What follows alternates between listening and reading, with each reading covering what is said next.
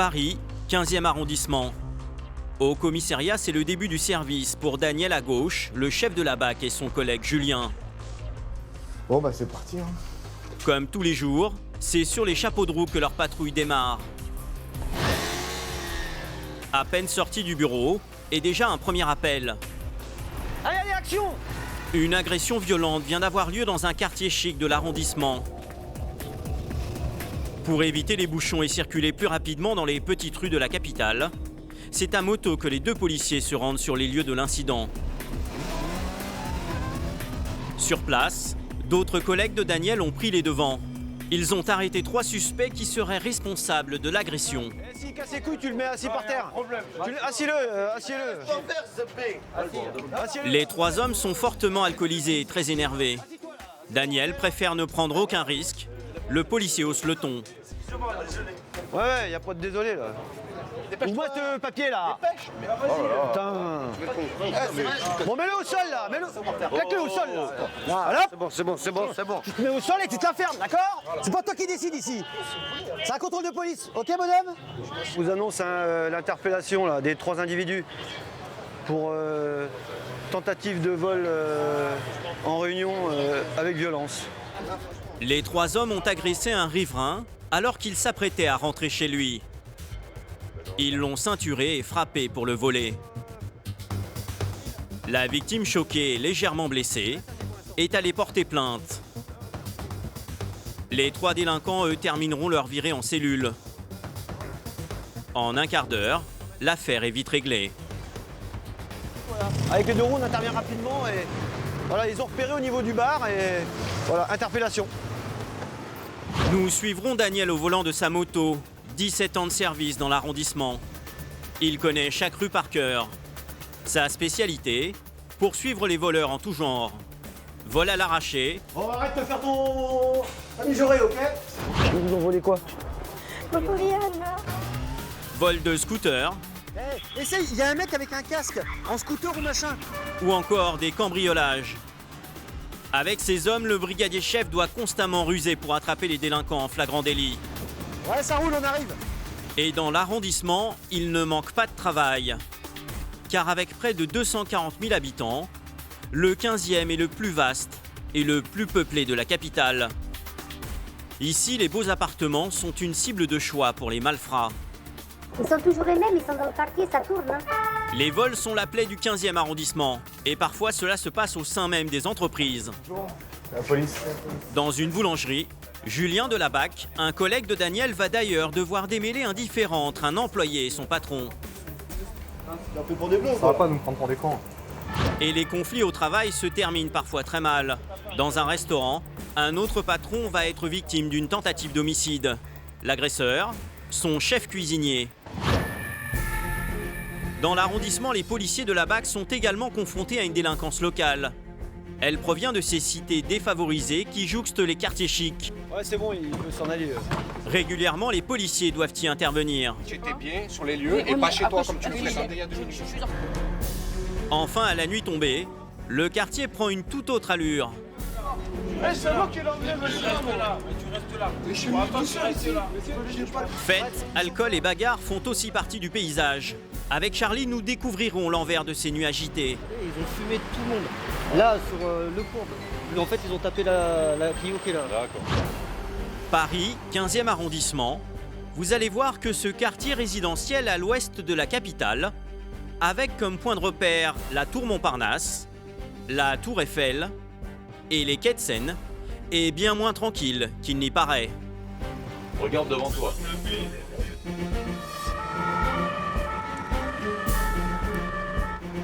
Le plus dur commence. Retour au commissariat du 15e arrondissement. Ce matin, Daniel a convoqué plusieurs de ses hommes. Il a un souci car depuis quelques mois dans ce quartier, le nombre de 2 roues volées est en augmentation. Il y aurait en moyenne un scooter dérobé tous les jours. Un chiffre impressionnant. Alors les policiers sont à l'affût. Ils ciblent des bandes qui viennent se servir dans l'arrondissement. Les mecs en bécane là qui tapent les motos là, Ils ont tapé sur le 7 et il y a une main courante là, ils mettent tous les horaires, ils sont passés par Mode Piquet, par Commerce, rue du Hameau, tout ça à CBR. C'est parti pour une nouvelle chevauchée. Daniel sur sa moto, et pour l'épauler, d'autres policiers suivent en voiture banalisée. Bonsoir. À Paris, les conducteurs de 2 roues garent généralement leurs véhicules sur des emplacements réservés, mais aussi sur les trottoirs. Bref, il y en a un peu partout. Daniel et ses hommes doivent être vigilants. J'espère que d'ici tout à l'heure, on va arriver à engoler. Vu le nombre de scouts qu'il y a de volés. Après une demi-heure à sillonner les rues du quartier, un individu suspect vient d'être repéré par une des équipes de la BAC. Daniel et ses collègues foncent à toute allure pour l'intercepter. Une fois encore, c'est le brigadier chef à moto qui est arrivé le premier. Il a arrêté le suspect, ce jeune homme au sweatshirt bleu marine. Pour le moment, il tient tête aux policiers. Ou encore à l'école ou pas? Tu devrais y aller, tu vois. T'arriveras à faire des phrases et t'exprimer. Ce jeune de 21 ans vient d'être pris en flagrant délit, tournevis à la main, en train d'essayer de démarrer ce scooter noir qui ne lui appartient pas. Là, il était en train d'essayer de réinstaller une batterie qui ne s'adapte même pas, mais bref. Donc il a un peu désossé le scoot. Et voilà, là on fait les constats rapides là, sur le scooter, puis on présente le jeune à un officier de police judiciaire et voilà. Direction le commissariat, menotte au poignet. Le jeune ne semble pas en avoir conscience, mais pour cette tentative de vol, il risque jusqu'à 3 ans de prison. Là, jeune homme, assieds-toi 2 secondes là. Et Daniel va découvrir que le garçon n'en est pas à son premier coup. T'as 6 rôles. Quoi? T'as 6 faits. Recel, violence volontaire. J'ai rien à voir du tout, vous vous trompez, regardez bien, vérifiez bien. Bah écoute, il passe avec ton nom, ton identité, le prénom de tes parents. Ça va être compliqué, hein, de... Non? Qu'est-ce que t'en penses? Je connais pas si Tu nous racontes que de la caille depuis le début, quoi. Je connais Prends pas si pour un intelligent, t'es complètement stupide, idiot. Les remontrances du brigadier chef n'y changent rien. Le garçon continue à faire preuve de mauvaise foi. Il passera la nuit en garde à vue. L'affaire est toujours en cours. Il attend aujourd'hui son jugement. Pour la BAC du 15e, ce genre d'intervention, c'est la routine. Lutter contre les voleurs est même devenu la mission principale de Daniel et ses hommes. Ça rentre dans la cité, c'est fini. Hein. Avec ses immeubles cossus, ses appartements chics, ses commerces et ses grandes entreprises, l'arrondissement est une cible idéale pour les délinquants. Et les voleurs viennent parfois de très loin pour commettre leurs méfaits. L'un des fléaux de l'arrondissement, ce sont les cambriolages. Alors chaque jour avant d'aller patrouiller et même le week-end, Daniel remotive ses troupes. Je pense à ça là, comme on a dit tout à l'heure au bureau. C'est dimanche. Ça me braille dans l'oreille, moi. Ouais, c'est dimanche, mais on s'en fout, quoi, on le sait. Il y a un paquet de cambriolages. Toutes les entreprises, tout ça, c'est désert. Donc, ouais, qu'on soit vigilant si on peut serrer là dans n'importe où, quoi. Parce que là, les cambriolages, il n'y a pas que les immeubles. Il ne faut pas se focaliser. Les restos, les machins, les commerces, même les fonds de caisse. Les fonds de caisse comme le dernier coup, la pharmacie, là. C'était un dimanche. Donc ça, c'est trop peur. Le dimanche, on croit qu'il n'y a rien. Et en fait, le dimanche, souvent, on fait des bons bandits. Donc, si on peut être vigilant, ce serait parfait. Ouais, ça roule. Bon, bah, tout à l'heure. On va essayer d'être bon. C'est rarement dans les rues les plus fréquentées qu'ont lieu les cambriolages. Daniel connaît bien l'arrondissement. Il sait exactement où patrouiller pour déranger les voleurs. Il vaut mieux tourner dans toutes les petites rues. Et c'est marrant parce que sur le 15, c'est un peu comme tous les arrondissements, mais tu as des rues où il y a régulièrement des cambriolages. Cet après-midi, la chance va à nouveau être au rendez-vous. À peine une demi-heure de maraude et déjà un cambriolage en cours est signalé dans le sud de l'arrondissement. Ouais, t'as reçu l'appel de TM15 ? Daniel est trop loin, c'est Julien et son collègue Fred dans leur voiture banalisée qui se rendent sur les lieux.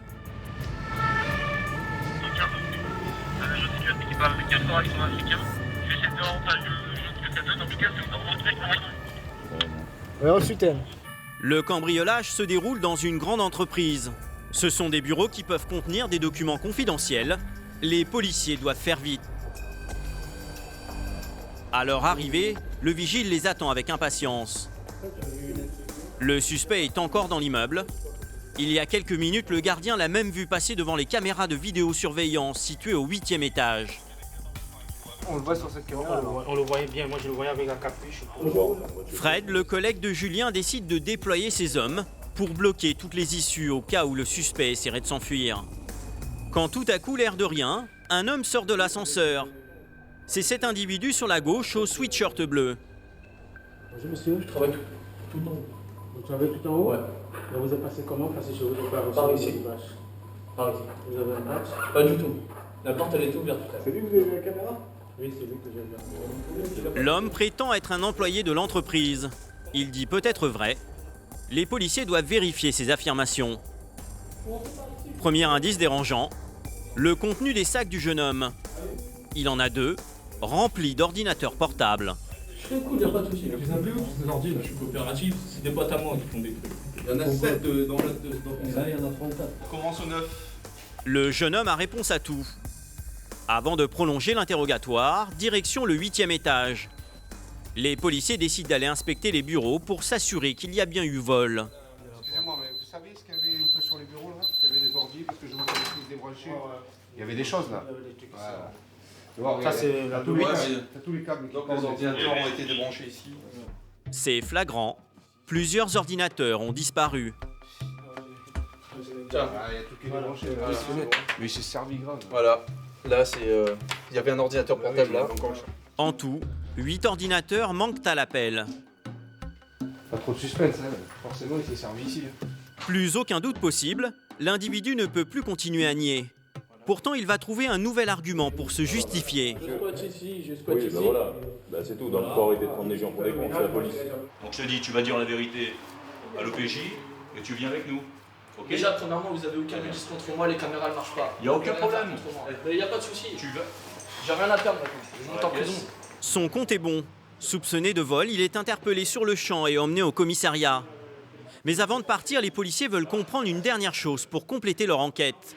Comment ce jeune homme est-il parvenu à pénétrer dans cet immeuble ultra sécurisé? Quand il est rentré, la première fois, il a essayé d'ouvrir avec la force. Ça, tu l'as vu ça? Je reçois, je ne peux pas le voir, mais j'ai reçu Quoi? La lampe que quelqu'un a forcé la porte. Ah, comme quoi on essaye d'ouvrir comme ça. Ça, il fallait. C'est bon ça, ok. Pas de traces d'effraction à l'entrée sur cette porte vitrée. Mais l'homme est bien passé par là, et pour rejoindre les bureaux, il a fracturé cette autre porte. Hein? Ça l'a forcé ici. Voilà. Voilà, c'est ce que veut. Cette fois, le scénario est limpide. Il ne manque plus que les aveux du suspect. Au commissariat, la situation se débloque. Le jeune homme a compris qu'il avait perdu la partie. Devant Gilles, l'un des hommes de la BAC, il lâche le morceau. Vous croyez que ça me plaît de voler, prendre 20 ordinateurs? Franchement, si j'avais un travail, je serais content de travailler comme tout le monde. Toucher 2000 € par mois, avoir une voiture, avoir une femme, avoir des enfants. Vous croyez que c'est pas le rêve de tout le monde? C'est le rêve de tout le monde. Maintenant, ce que tu fais, c'est pas la bonne solution, c'est tout. Après, parce que tu es un feignant, voilà. Ça, c'est le vrai mot. Voilà. Ne te réfugie pas derrière j'ai pas de diplôme, je suis ci, je suis là. Sois honnête envers toi-même déjà. Non, je suis un drogué, c'est différent. On trop parler dans la vie. Bon, viens. Le mot des pitiés. Gilles ne se laisse pas attendrir. L'homme est un récidiviste. Il a déjà été interpellé plusieurs fois pour le même genre de fait. C'est d'ailleurs un habitué des commissariats. Il connaît très bien la procédure. Non. Je veux voir un avocat et un médecin. Vous pouvez détacher un peu, s'il vous plaît? Pour ce cambriolage avec effraction, le jeune a été placé en détention provisoire. Il est aujourd'hui en attente de son jugement. Une bonne prise pour les policiers. En moyenne, seule une affaire de cambriolage sur 10 est résolue. À l'autre bout de l'arrondissement, Daniel, le chef de l'unité, vient lui aussi de recevoir un appel de détresse. Un vol à l'arrache. Un vol à l'arraché avec violence a été commis dans un quartier bourgeois à l'ouest du 15e. Sur place, plusieurs riverains se sont rassemblés pour porter secours à la victime. Mais les voleurs ont réussi à prendre la fuite. Ils vous ont volé quoi? Un collier énorme, c'était un beau collier, il y avait beaucoup de valeur. Ils ont entré derrière moi. Moi, je suis la gardienne. La victime est sous le choc. Les agresseurs n'y sont pas allés de main morte. Et je le trouve derrière moi, je lui dis c'est que vous y allez. Il y en a un qui m'a bousculé, Ils avaient l'air d'avoir quel âge à peu près? Oh, ils étaient jeunes, 20, 18, 20 ans. 18, 20 ans? Ils n'avaient pas de sac Non, ils n'avaient rien. Hein? Et au niveau des blousons, vous vous souvenez à peu près comment c'était les blousons? Et un blouson court. Le collier, à peu près quelle valeur? À peu près, hein. C'est pas... Oh, 2000 euros. 2000 euros. 2000 euros, le préjudice est important. Et malheureusement, Daniel sait qu'il ne pourra pas rattraper les voleurs. Les criminels spécialisés dans ce genre de méfaits sont très mobiles. Ils ont certainement déjà quitté le quartier. Dans la capitale, les vols à l'arraché sont en pleine explosion. Il y en a eu plus de 400 depuis le début de l'année. Les immeubles, parce que chez nous, au 105 rue de la Convention, c'est les mêmes. C'est un grand, un petit. Quand ça s'est passé, vous? Il y a 6 mois. Ah oui, il y a 6 mois. Bon, mais de toute façon, il y en a d'autres à rue d'Oranton, c'était pareil. C'était le même style de vol. Ils sont toujours les mêmes, ils sont dans le quartier, ça tourne. Hein. Nous, notre but, c'est de les attraper, mais rien ne dit qu'on va pas les attraper on espère, nous, hein, on est là pour ça à la base. Mais nous, ce qui nous fait râler, c'est qu'on était en surveillance. Là, pendant que ça s'est passé, on était en surveillance. Sans trop y croire, Daniel décide d'aller patrouiller dans les rues voisines, quand soudainement... Et c'est où là? Répète ce que tu m'as dit là. Un nouvel appel à la radio signale un autre vol à l'arraché à quelques centaines de mètres de là. Cette fois, c'est un téléphone portable qui vient d'être dérobé. Il pourrait s'agir des mêmes individus. Apparemment, c'est 2 blacks, alors je sais pas, c'est quand même assez rapproché pour que... En moins de 2 minutes, le brigadier chef est sur les lieux. Mais l'endroit est désert, aucune victime dans les parages. Ouais, vous avez des nouvelles là pour l'histoire Place Violet, entrepreneur? À la radio, le commissariat va alors transmettre à Daniel le numéro de téléphone d'un témoin qui a assisté à toute la scène. Vous êtes à quel endroit là? Au téléphone, le fameux témoin. Il attendait sagement au café du coin. Nous aussi on y est, vous voyez pas un moteur avec... Ah mais je l'ai vu arriver, avec là. Vous avez vu quoi exactement? Alors exactement, il y avait, j'étais dans le parc, il y a 2 jeunes qui sont arrivés avec un marteau. Ils demandaient ce qu'ils faisaient. Ils ont commencé à essayer ils ont attrapé, il y avait plusieurs gamins, ils en ont attrapé un, ils ont essayé de lui faire les poches. Donc les gens du parc sont intervenus, ils sont partis. Ils sont partis par où? Ils sont partis d'abord vers le fond du parc. Vers la rue de l'église là. Ouais. Quand je suis arrivé à l'angle, j'ai vu qu'ils partaient en courant. Et il y avait un gamin qui venait de se faire voler son portable. Et alors je pense qu'ils sont repartis tous les deux. Aujourd'hui, les voleurs ont été plus rapides que Daniel. Cette fois, c'est bredouille qu'il rentrera au commissariat. Oh, je te jure, la perte de temps. M'étonne qu'on les attrape pas plus facilement. Oh, n'importe quoi. Mais les policiers vont avoir droit à une petite revanche.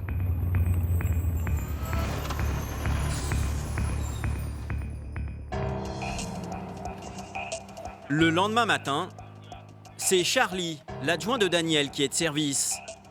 À sa droite, en veste blanche, Sébastien. Il est 10 h quand une plainte pour un racket en cours est signalée à la radio. Pour le 15e, un racket pour des produits. Alors, place Ballard, les auteurs viennent juste de prendre la fuite et la victime elle est poursuivie dans la rue. Un jeune garçon vient de se faire dépouiller. On lui aurait volé de l'argent et un vêtement de marque. Les policiers ont le signalement des agresseurs, ils doivent aller vite.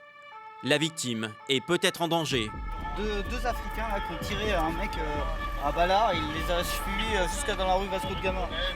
Sap, Charlie. En quelques minutes, c'est une chasse à l'homme qui s'improvise dans les rues du 15e arrondissement. À 100 à l'heure, les policiers prennent tous les risques. Charlie n'hésite pas à traverser une station-service pour gagner du temps. Dégage là, dégage! Cette fois, les délinquants ne doivent pas lui échapper. 15 bas 15, individu repéré. Attention, t-shirt jaune. Dans le cimetière. Dans le cimetière, le courbe, là, cimetière le courbe. T-shirt jaune et t-shirt gris. Ça va se faire l'arracher. Passe par là, Sébastien décide de partir à pied à la poursuite de l'un des agresseurs. Il se serait réfugié dans ce cimetière. Après une course effrénée, il finit par rattraper le fuyard. Mais problème, le jeune garçon prétend être la victime du racket. Qu'est-ce que t'as dit au 17? J'ai dit, il a essayé de me racketter.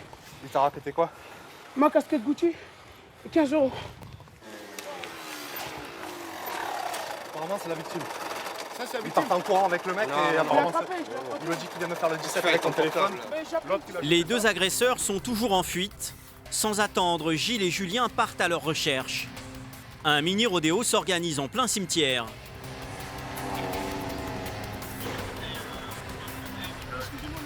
En vain. Quelques minutes plus tard, les policiers sont de retour. Ils n'ont pas réussi à rattraper les voleurs. Sébastien décide alors de questionner le jeune garçon pour avoir sa version des faits.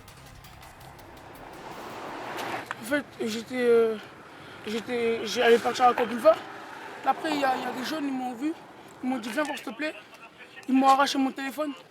Après, ils ont couru. Après, j'ai crié au secours. Il y a un monsieur qui travaille, qui fait du poulet. Il l'a balayé, donc mon téléphone est tombé, je l'ai ramassé. Et après, je suis parti dans le métro, il m'a dit, viens, t'inquiète, je vais rien te faire. Après, je suis venu, il m'a pris ma casquette, mon argent, il a couru. Dans la bagarre, le jeune prétend même avoir été gazé par les deux agresseurs. Les policiers ont d'ailleurs retrouvé cette bombe lacrymogène dans le cimetière. Les deux malfrats l'auraient perdu dans leur fuite. Le scénario semble plausible. Pourtant, Charlie a des doutes. Même nous, on n'a pas les moyens de s'en payer, quoi. Donc, il y a un problème.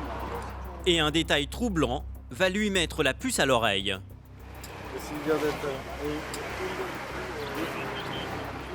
Ils sentent pas la gazeuse.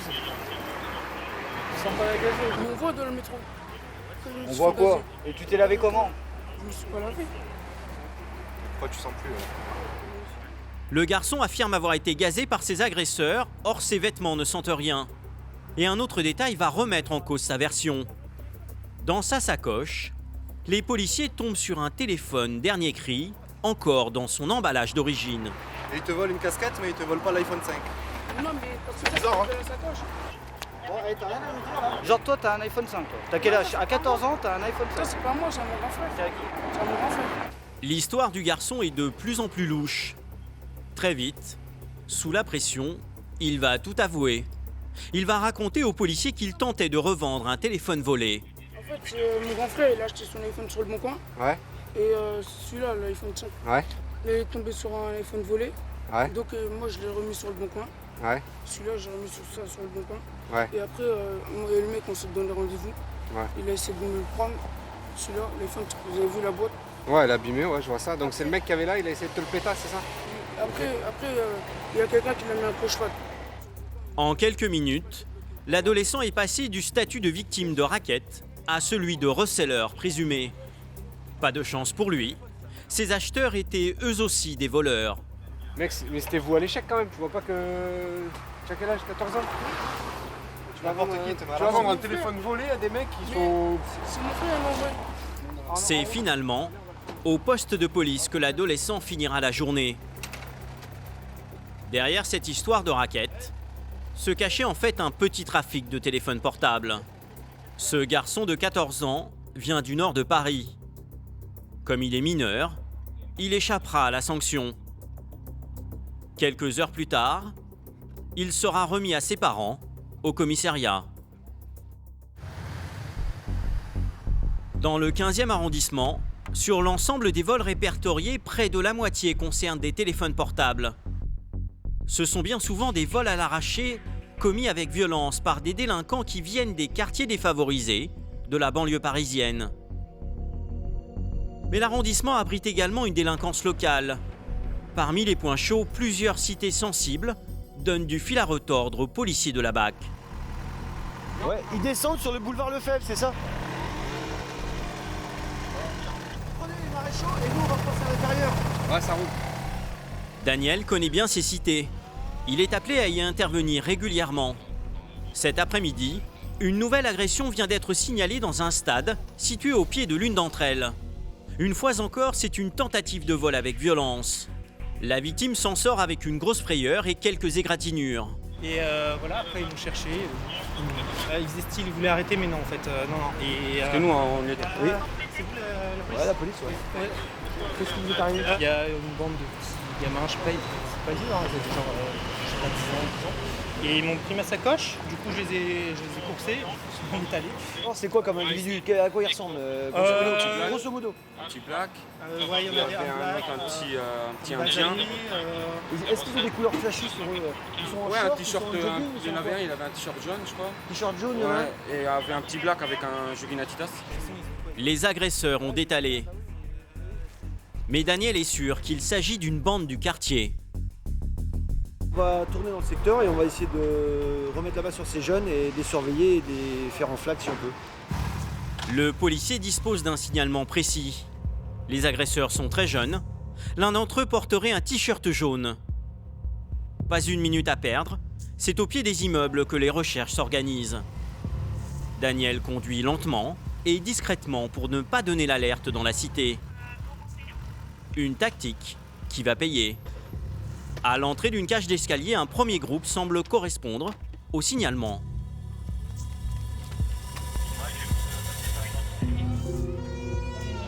Bonjour les jeunes, c'est la police. Vous venez là 2 minutes là? Passe là. Vous venez d'où là? Hein? On était là-bas, mais je rentre de chez moi, moi. Ouais, toi tu viens d'où toi? Je sais pas, moi je rentre de chez moi en tout cas. Tu viens d'où avant, juste avant là? Ici. Vous êtes pas allé traîner là du côté du terrain là? Non, moi j'étais chez moi, moi, ça, non, moi j'étais chez moi. Je crois pas en fait. Pour questionner plus tranquillement les 3 garçons et pour éviter des débordements dans la cité, le policier fait appel à des renforts. Jeune homme là, mets-toi là, s'il te plaît. En quelques minutes, ces hommes quadrillent la zone.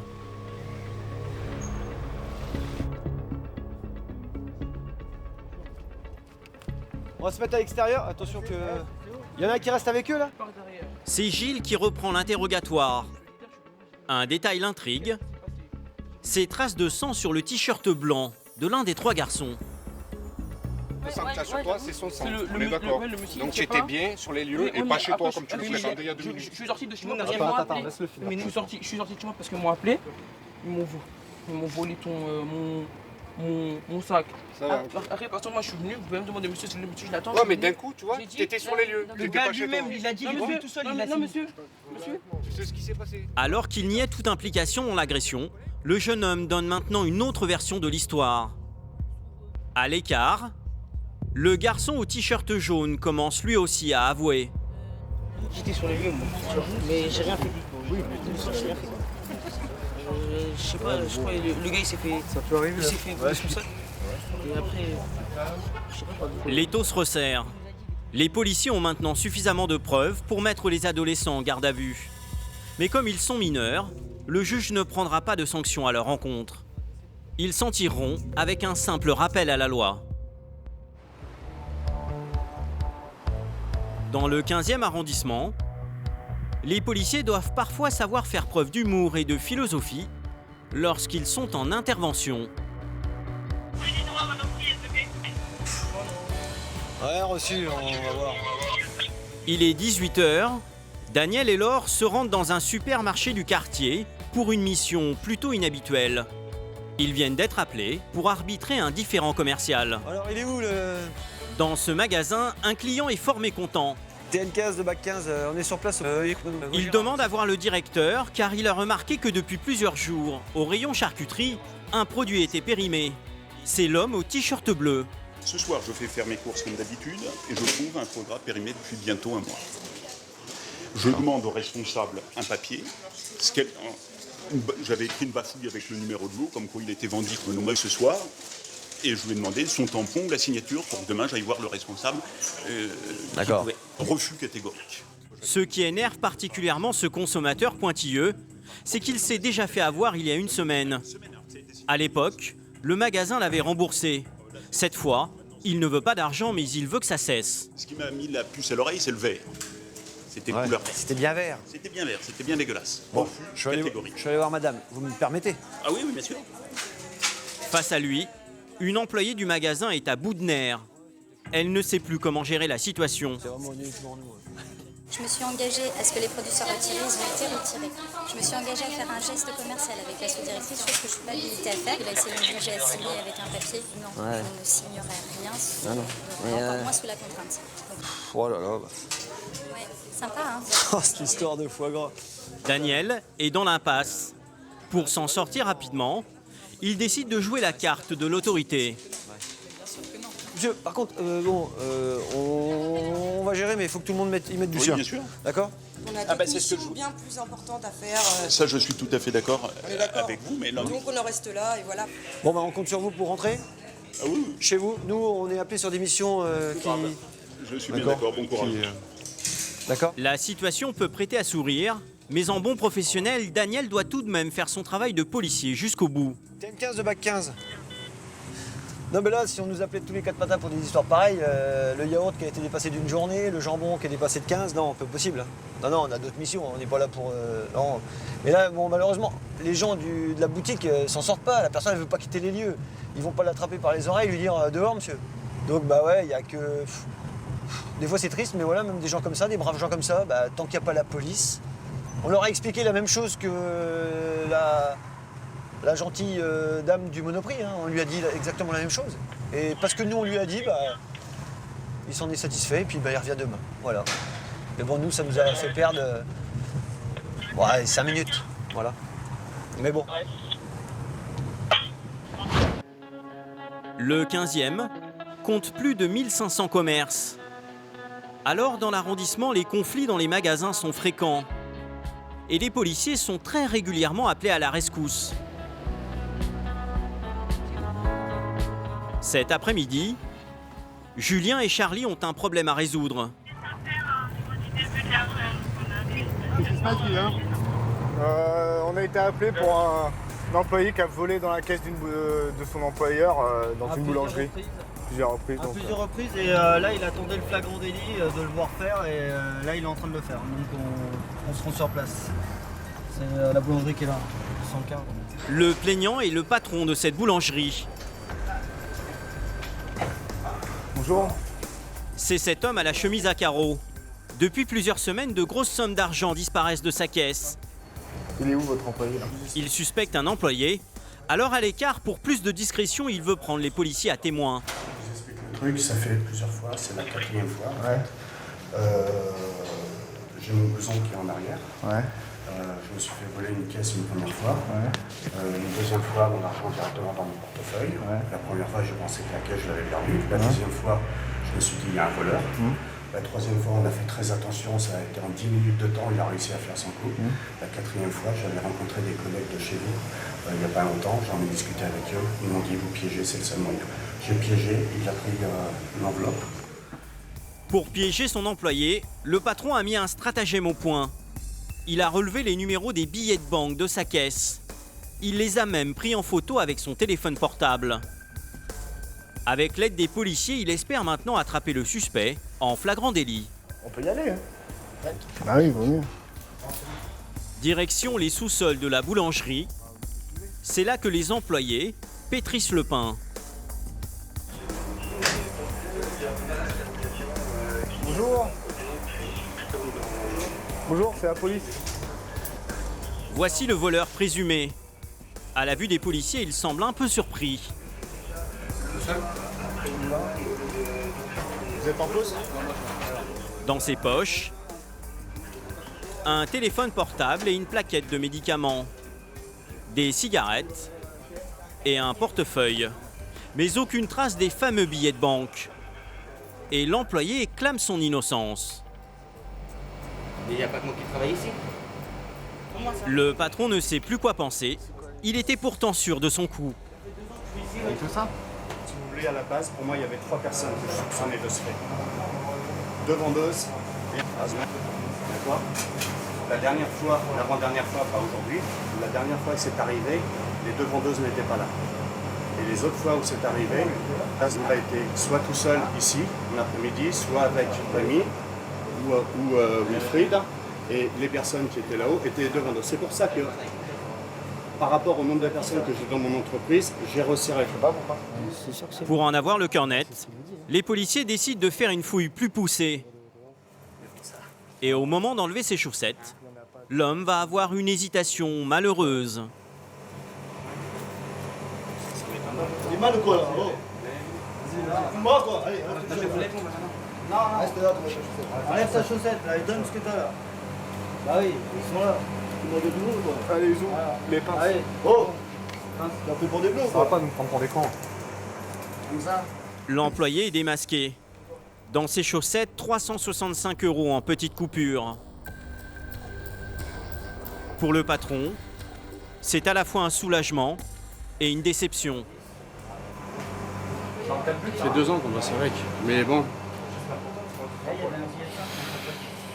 Il y a eu tellement de petits détails parfois, des trucs à la con, tout ça. Je pensais pas qu'il serait capable de faire des choses pareilles. Mais vous savez, ça fait 20-25 ans que je suis dans le métier et plus rien qui me surprend. De toute façon, on verra au commissariat. Plus rien qui me surprend. Ce jeune employé était apprécié pour son travail, mais l'appât du gain l'a emporté sur sa loyauté. Avec ce geste inexcusable, il a tout perdu. Au commissariat, en pleurs, il va justifier son comportement malheureux en expliquant aux policiers qu'il avait besoin d'argent pour financer son futur mariage. Monsieur, c'est parce que je veux me marier et je voulais me la... J'ai le parole, je gagnais plus que 700 et j'ai fait le con et dès que j'ai vu l'argent devant moi, j'ai pris... Je sais pas pourquoi j'ai fait ça, je me choisis, c'est la première fois que je fais ça. C'est sous les verrous qu'il passera la nuit. Tu enlèves ça là, s'il te plaît? Pour ce vol, il risque 3 ans d'emprisonnement.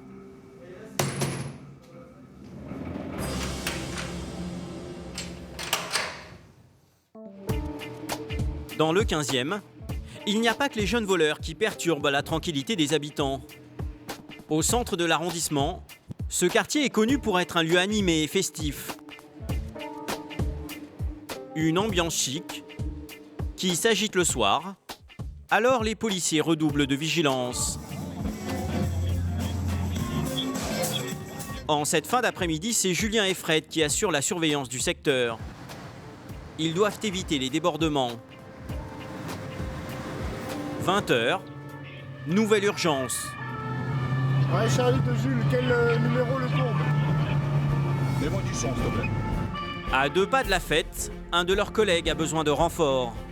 Alors qu'il effectuait un simple contrôle routier, un individu a refusé de s'arrêter. L'homme a pris la fuite à toute allure. Au volant de sa voiture, il pourrait provoquer un accident. C'est un numéro? Putain, je dis un numéro, me dit le cimetière. En quelques minutes, c'est une course-poursuite qui s'engage dans les petites rues de l'arrondissement. Toutes les voitures de police présentes dans le secteur sont appelées en renfort.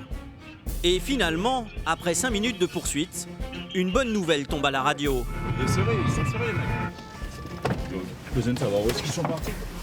Il est ressorti, le gars, il vient de l'arrêter, là, le visage en sang. De toute façon, Julien, prends la cassavenne là pour moi, s'il te plaît. Les 2 individus ont été stoppés un peu plus loin par une autre équipe de la BAC. On se calme tout de suite. Voici le premier fuyard. C'était le passager du véhicule. Je suis tombé, j'étais derrière, je suis tombé, la barre elle a tapé mon visage. Vous pouvez me montrer ce que j'ai, je sais même pas ce que j'ai, je me suis fait mal. Je suis en train de demander du secours, elle me dit, je sais pas. L'homme s'est blessé à la joue droite en s'enfuyant. Un peu plus loin, le conducteur du véhicule a lui aussi été arrêté. Nous, on en a un là, on a le gars qu'on t'a chopé quand t'étais au bout là-bas. Il est menotté dans cette voiture de police. Oh, je te demande de t'arrêter depuis le cul. C'est pas quoi? C'est Charlie qui est à l'origine de la course-poursuite. Il voulait simplement effectuer un contrôle routier. Tout a dégénéré, mais Charlie a évité le pire. Ou il y avait des collègues en bleu? Non, c'est moi qui les vois, je leur ai dit de s'arrêter, j'ai dit c'est la police, arrête-toi, et là, ils ont tracé, ils ont rétrogradé, ils ont fumé tout le monde. Là, sur le courbe convention, ils ont failli percuter 2 bagnoles, et puis en fait, ils ont tapé la Clio qui est là. D'accord, c'est bon, ok. Voilà. Et c'est pour ça que l'autre, il est ouvert, parce qu'il y a le capot qui est tout enfoncé devant. Voici la voiture accidentée des fuyards abandonnés dans une impasse. Les dégâts sont impressionnants. Dans leur course folle, ils ont percuté cet autre véhicule. À bord, un couple avec un bébé qui rentrait tranquillement à son domicile. La femme est très choquée. Mais moi j'ai senti un peu le coup, hein. Il nous a vraiment percuté. Oui, non, mais faut pas hésiter, si vous avez mal, faut le dire. Moi je sens un peu la tête. Là, au niveau du cou? Non, un peu là. J'ai senti, c'est comme si, alors je ne peux pas expliquer parce que c'était tellement passé vite. Ok. Mais j'ai senti en fait le coup. Faut les venir SP et, pour la dame. Elle a eu le coup du lapin là. Plus de peur que de mal pour la dame. Les deux jeunes, eux, sont mis en garde à vue sur le champ.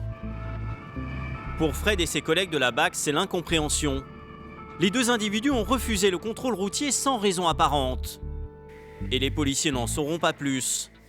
Les deux jeunes n'en sont pas à leur premier méfait. Au commissariat, ils refusent catégoriquement de coopérer. Tu me dis que tu n'es pas connu, tu es connu en plus. Non. Ah oui. J'ai fait quoi? Un vol de scout. T'as jamais volé de moto? J'ai jamais volé de moto. Peut-être on m'a attrapé, on m'a confondu dans la rue, après je suis sorti, j'avais rien. Tu ressors pour ça déjà? J'ai rien fait. Pour faire parler ce jeune homme, Fred va tenter un dernier coup de bluff. Par contre, fais gaffe à ton copain. Il a fait quoi? Bah, il te balance. Je sais pas ce qu'il a fait. Ah, oui. Pas très sympa, hein.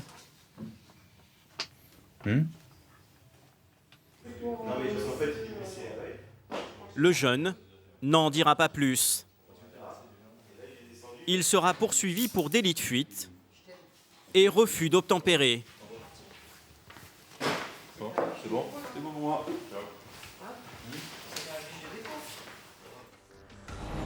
Les soirs de fête, les policiers s'attendent à tous les excès. La partie la plus sensible du 15e arrondissement se trouve aux abords de la Tour Eiffel. Le monument attire chaque nuit des milliers de badauds qui viennent profiter du spectacle. Des proies potentielles pour les délinquants. Mais cette nuit, c'est un autre problème qui inquiète les policiers. C'est soir de match. Tous les supporters du Paris Saint-Germain se sont donné rendez-vous pour fêter leur victoire. Ils sont tendus là les gens. Daniel craint les débordements. Avec ses hommes, il est aux aguets. Et l'alerte va être donnée quelques minutes plus tard. Alors qu'il patrouille, il tombe sur deux jeunes à scooter qui roulent à contresens. Le passager ne porte pas de casque. Ça va? Tranquille? Tu te mets dans l'autre sens là, s'il te plaît, rapidos là. Ouais, mais parce que. Y'a pas de ouais là, y'a pas de ouais là.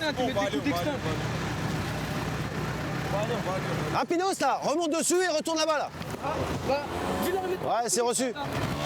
Tu te mets dessus là et tu remontes avec. Oh! Attends ton pote là! Dépêche-toi avant que je m'énerve là, monte vers ton pote là. L'endroit est dangereux. Daniel veut éviter l'accident. Arrête là-bas vers les collègues là-bas. Il préfère faire le contrôle quelques centaines de mètres plus loin. Pour éviter que les jeunes ne s'enfuient, ses coéquipiers roulent à côté en voiture banalisée. Présentez les papiers du scout, une pièce d'identité là. Ok, maintenant, ma moto. On regarde aussi derrière nous. Jeune homme, tu roulais pas normalement, t'avais quelqu'un derrière toi sans casque. C'est pas rouler normalement ça. Donc là on fait un petit contrôle rapide. Si t'es en règle. Ouais, si t'es en règle, c'est bon, basta. Seulement jeune homme, bah, quand on monte sur un scout, on met un casque. Bon, c'est bon. Les deux jeunes sont coopératifs. Ils n'auront pas d'amende, juste un sermon en règle. Daniel préfère ne pas perdre de temps. Il peut y avoir des débordements plus graves ailleurs. En fait, on doit faire des routes sur les quais et tout ça. Sur les quais, Bir Hakeim, la Tour Eiffel. Et on reste à proximité. On va naviguer, on va rester dans des endroits stratégiques. Quelques centaines de mètres plus loin, rebelote. Un nouveau scooter avec un passager sans casque double le policier en civil à vive allure. Avance là, suis-moi là, avance là. Même on va prendre le casque. Avance là. Daniel somme les deux jeunes de s'arrêter, mais manifestement sa demande est mal comprise. Oh. Tu comprends quand je parle ou quoi là? Ouais.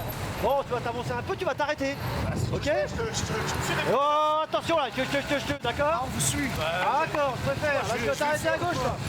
À gauche devant la barrière là. Et les papiers du scooter là. Ils ne sont pas du deux roues. On reste sur le deux roues. On reste sur le deux roues. Je parle français. I speak French. Le comportement des jeunes est suspect. Le policier veut vérifier que leur scooter n'est pas volé. Il l'a acheté quand? La carte grise, elle a un nom. Pas du tout, tu me donnes bien sûr, forcément, parce qu'il l'a acheté. Ouais. Le certificat de cession, il a un autre nom. Ouais. Ouais, bah ouais, bah. Non, moi je sais pas, moi. Bah, moi je te le dis. Il n'y a aucun des trois noms là que tu viens de me donner là. Comment? Il n'y a aucun des noms que tu viens de me donner. Finalement, Après vérification, le scooter semble en règle. Mais avec ses collègues, le policier décide quand même de faire une fouille approfondie. Et ça va payer. Dans le coffre du 2 roues, ce fumigène n'est pas autorisé. Mais c'est carrément interdit, tu te pointes pas avec un fumigène où il y a de la foule quoi. C'est de la fumée. Hein. Bah ouais, c'est de la fumée. C'est pas celui-là avec la lumière là. Vous vous prenez pour Tabarly ou quoi? Il y a un problème là? Ni une ni deux, le policier se débarrasse du fumigène dans la Seine. Bon, par contre, il y en a un qui repart à pied et l'autre il repart en 2 roues, d'accord? Une fois de plus, pour ne pas perdre de temps, Daniel décide de ne pas mettre les 2 jeunes à l'amende.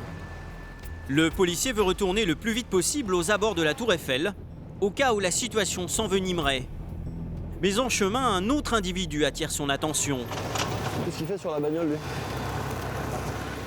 Qu'est-ce qu'il fait sur la bagnole? C'est peut-être bon, attends. Là, il fait mine de rien, là. C'est peut-être bon, hein. Le chef de la BAC suspecte une tentative de vol de voiture. Il fait pas mine de téléphoner, surtout, là? Non, il a pris son téléphone, je voulais prendre. Bon, attends, on va quand même le contrôler, ça prend 2 secondes. Sans attendre, il décide de vérifier. Bonjour, monsieur. Bonjour. C'est la police? Ouais. C'est votre voiture? Ouais. On peut faire un contrôle rapide, là, s'il vous plaît, là? Une pièce d'identité, vous enlevez votre capuche, vous faites quoi, là, en ce moment, là? Rien du tout. Rien du tout? Ouais. Vous êtes connu, les services de police? Non. Il faudrait faire SPR, ouais. C'est pas vos potes devant, là? Non, il y a... non. Vous avez rien dangereux sur vous? Rien interdit? Pas de pince, pas de tournevis? Rien du tout. Vous habitez où? J'habite à Drancy. À Drancy? Ouais. Voilà, ça fait quand même quelques minutes qu'on vous observe, vous étiez pas au téléphone. Vous avez pris le téléphone après, là. Vous avez tourné la tête, vous avez vu quelques personnes, vous vous êtes décalé, vous avez pris votre téléphone. Sur votre téléphone, là, vous avez un appel, là, au moins? Ouais. Et c'était pourquoi? C'était pour vol de vélo. Vol de vélo? Vous pouvez rentrer chez vous, alors. Faut éviter de s'appuyer sur les voitures, ça laisse le doute. Le comportement est étrange, mais l'homme n'a rien à se reprocher. C'est-à-dire que le coup de téléphone, c'était du flanc, là. Oui, Il était pas en train de téléphoner, hein, le malin. Après, il a senti, il a vu des gens derrière, et là, il s'est remis à 2 fois, là. L'autre, il habite Drancy, je rentre comment? À pied. Le policier a peut-être évité le vol, mais il a manqué le flagrant délit. Voilà ce que je disais, morale. Chez nous, leçon numéro 1, il faut savoir être patient, quoi. Et là, on n'a pas été patient, et morale, ben, je pense qu'on a, voilà, on a foiré une affaire. Ce soir, c'est pour leurs collègues de l'arrondissement voisin, le 7e, que la soirée a été mouvementée. Aux abords de la Tour Eiffel, les dégâts sont impressionnants. Les supporters du Paris Saint-Germain s'en sont pris aux bus et voitures garées aux alentours. Le bilan est lourd, plusieurs véhicules ont été vandalisés. Regarde comment ils ont saccagé le bus. Et l'autre, la open tour, là. Un peu plus loin, une camionnette est même en flammes. Pour ramener le calme ce soir-là, les forces de l'ordre ont interpellé 21 personnes. La nuit, dans le 15e arrondissement, les policiers doivent être prêts à affronter toutes les situations, même les pires. Quelques jours plus tard, un conflit entre un patron et son employé va prendre un tournant dramatique. Il est 22h30 quand Sébastien et son collègue Greg sont appelés pour une nouvelle urgence. Dans un restaurant bien connu du quartier. A priori, il y a un client d'un restaurant qui a été blessé à coups de couteau par le cuisinier, a priori. Sur place, les pompiers et le SAMU sont déjà à l'œuvre pour sauver l'homme qui a été poignardé au niveau des poumons. La victime n'est pas un client, mais le patron du restaurant. À peine arrivé, Sébastien prend des nouvelles auprès du médecin et elles ne sont pas bonnes. C'est grave ou pas? Ouais, c'est potentiellement grave. Ah ouais, il a hyper proche. Ah ouais. A priori, là, on est avec un médecin du SAMU, c'est le pronostic vital engagé. C'est le cuisinier du restaurant qui a poignardé son patron. Dans les sous-sols de l'établissement, les policiers vont retrouver l'arme du crime, ce pic, qui sert normalement à empiler les tickets de caisse. Problème, les policiers ont l'arme, mais le cuisinier a pris la fuite. Donc pour le moment, on n'a pas plus d'informations, même sur la description de l'auteur ni sa direction. C'est bien fait, comme c'est dans l'employé, vous essayez de récupérer. auprès du patron tous les renseignements. Ouais, affirmatif, bien sûr. Ouais, là, Olive, il est dessus avec la patronne pour aller des. Ça sonne à connaître des descriptions. Au bout de quelques minutes, avec ses collègues, Sébastien décide de contacter l'employé par téléphone. À leur plus grand étonnement, l'homme répond. Il est tout simplement rentré chez lui. Voilà, ok, on arrive, d'accord? Attends, hey, vous dites... Ah ouais, mais... Faut qu'il y en ait qui reste sur place. Prends la voiture. Avant qu'il ne change d'avis, les policiers se précipitent à son domicile, situé à quelques centaines de mètres de là. Le cuisinier se livre sans aucune résistance aux policiers. Ouais, c'est la police. Oui. Vous avez eu un petit problème, je crois. Avec mon patron, ouais. Ouais, t'es obligé de vous mettre les menottes. Vous On va vous palper. avez un danger sur vous? Hein? Vous avez un danger sur vous? C'est un danger. Rien de dangereux. Ah, un couteau. Un petit peu gênant. On vous voyait juste les menottes pour la forme. C'est parce que bon, il s'est passé quand même. L'homme est calme et totalement coopératif. Il va d'emblée expliquer les raisons de son geste aux policiers. Ça va? Qu'est-ce qui s'est passé là, en deux mots? Une altercation basique, enfin, si je dis basique. C'est quoi l'altercation? Qu'est-ce que vous appelez une altercation? Ah bah, je me suis fait engueuler, je me suis fait insulter, d'accord, je me suis ok. fait Et après c'est monté en puis puissance? après c'est monté en puissance. Ok. Imaginez. À l'origine de l'incident, une simple dispute qui dégénère entre un patron et son employé. Ce geste de trop, l'homme pourrait le regretter toute sa vie. Inculpé pour tentative d'homicide, il risque entre 5 et 15 ans de prison.